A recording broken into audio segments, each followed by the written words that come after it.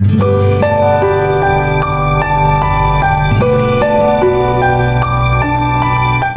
Joshua 10:25, nag-ingon, "And Joshua said to them, Do not be afraid or dismayed. Be strong and courageous, for thus the Lord will do to all your enemies against whom you fight."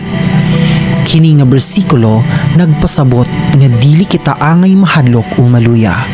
Kay ang Ginoo magahatag kanato og kalig-on ug magahatag og kalampusan batok sa tanan natong kaaway.